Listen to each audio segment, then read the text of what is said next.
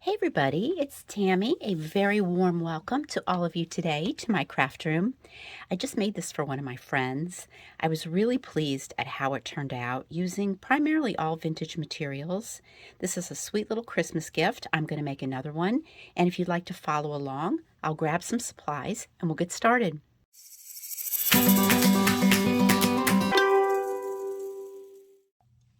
Okay, so we're going to be starting with a vintage photograph.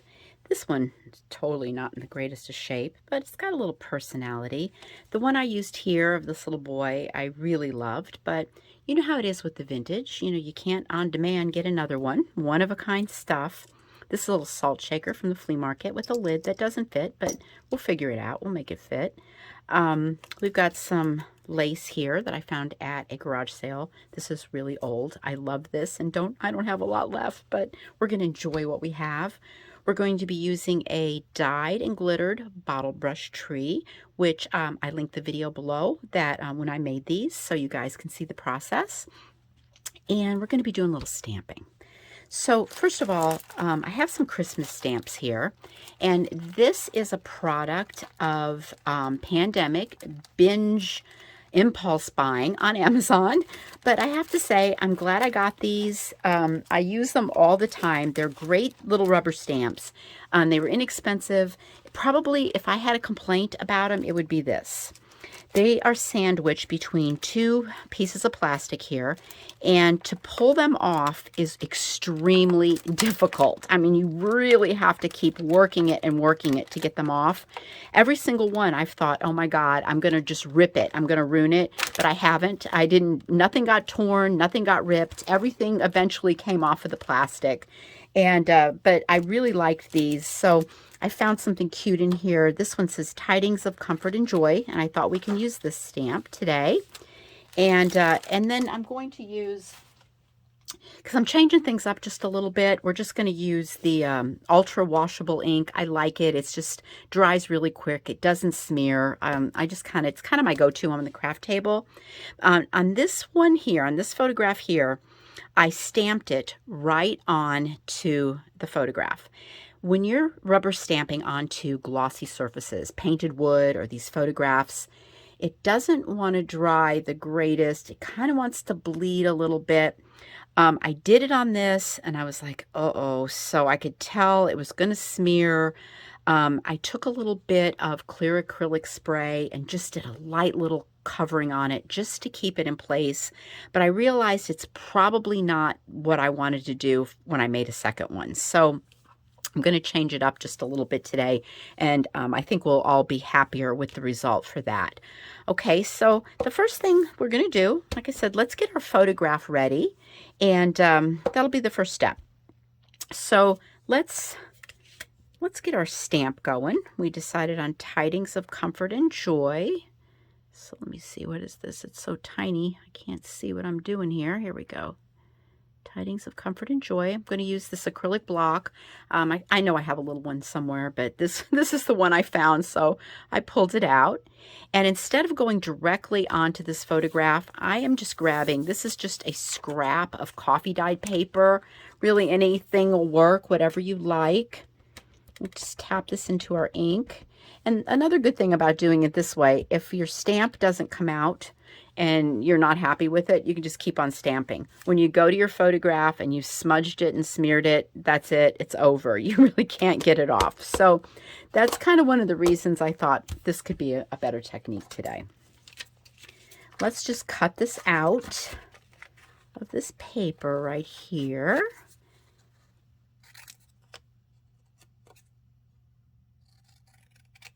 Okay. If you want to, you can ink up the edges a little bit with some distress ink. Gives it a little bit of character. Lets it stand out. Always use the tea dye. Ranger Distress Ink. Love it. Okay, now this is going to be right here on our photograph. And instead of it just looking like something glued on, we're actually going to take and make it look like it's on there with a button. So I've got a little bit of Fabrifix here. This is my Fabrifix glue, but I put it in a smaller bottle and put a little wrapping paper on it so it looked pretty. You know, that's called productive procrastination. When you're not doing what you're supposed to and you're fooling around doing other things. I mean, you're getting stuff done, but you're not getting done what you're supposed to be getting done. That seems to be my problem these days. Okay, let's lay that on there. And to make this button look like it's sewed on, let's go this way. Let's run a needle and thread through. We'll see we've got a tail that we're leaving there on the front. I'm going to pull this through right here. Do a snip. And then let's just tie this off. And it gives the illusion of a button being sewed on. This is an old mother of pearl button from an old sewing factory in South River, New Jersey. Love these buttons. I got a couple boxes of them from a friend. All right, so we can take our button and kind of pop it right there. So it's got the effect that it's holding on this piece of paper for our little greeting. Tidings of comfort and joy. All right, let's grab that beautiful lace. Yeah, that was one of those garage sales where there was just a box filled with a bunch of little old sewing things. Just always get happy. The happy dance, right? When you stumble across it. So I'm just going to run some hot glue up the edge of this. Give it a trim. So it's going to be, this is the effect we're getting. Very cute. And I'm going to continue to do that right here across the top. All right. Same thing. Give it a trim. Oh, by the way, I did link those rubber stamps that I used. I linked them for you, and the black ink that I like too. Like I said, that ink, I've had good results with that for not smudging. And you know, it's just like an inexpensive little ink. It's not some expensive ink pad. Okay. I'll use a little trim right there. So our photograph looks beautiful and is ready to go. So let's just set that aside for a moment. And here we have a little vintage salt shaker from the flea market. This one was missing its top. This one here had a really pretty top. That was actually went with the little salt shaker, which is gorgeous. So I was thinking if I just used a lot of glue here, surely this would go on and it would just stay there. And it is. I'm not going to worry about a little bit of glue seeping out. We can pick that off later, or we're probably going to cover it up with something really pretty you're going to like. Now, here's our bottle brush tree. I have to say it's slow. Now, what we're going to do, this was probably a pepper shaker. Didn't the pepper like have one hole? So there's a hole in there, which is kind of good for us, for this application anyway. So you can take these wooden bases on these trees and kind of turn them, and they will unscrew and you can get them off. You can cut them with a wire cutter as well. I always try to be super careful because touching these trees and pushing in on them, they will just dent up and they just don't really want to go back into shape. So always handle these gently.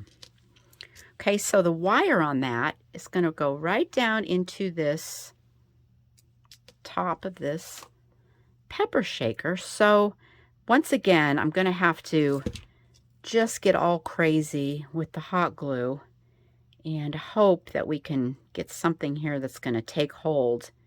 And I think it will eventually. It just might need a second. If it doesn't, we'll go to plan B, because I usually always have a plan B. Get this out of the way. All right, let's see what we got. I'm not 100% sure that's going to be the greatest of hold, but I'm going to let it kind of do its thing a little bit before I decide. Okay. Now, one nice thing about this, with the little salt shaker in the front of the photograph, this sits up by itself, which is just so darling because it's all supported and sits up on a shelf, which is super cute. So that's going to be the same thing that we're going to do here, like so. Okay, so let me check our tree because we may have to go to plan B. Oh, I don't know, you guys. Look at that. It's pretty sturdy. Okay. Now I'm just going to kind of check where this salt shaker is hitting on here, because that's where I want to concentrate on my glue. And I can see it. It's kind of where it's sticking out here on the top. So I'm just going to do generous. I'm going to do a little down at the bottom too, just in case. And then I'm going to sandwich these things together. Just push them together. Okay. While it's standing up. And then, you know, everything is level at the bottom. And you know, before we glued that top on, we could have definitely dumped some glitter in there for snow, right? So I missed my opportunity. I was thinking of this one because you couldn't really see it if I put snow in it, but if I do this again, that's definitely getting filled up with glitter. Okay, so we got some cuteness going on. So then I want to show you one more thing. Now, this is an order that I just received from the Etsy shop, Sweet Pea Curiosities. It's one of my favorite Etsy shops of all times. And what she's done here, she has vintage wedding dresses, and she uses avocado. Yes, avocado to dye. And look at the color. This is absolutely stunning. I put a link to that shop below. Go over there and give them some love, because she does such a beautiful job. So what I had on here, this whole bundle was tied up with this beautiful, look, she even avocado dyes her paper that she wraps it in with all kinds of little free goodies in here for journaling. Love Sweet Pea Curiosities.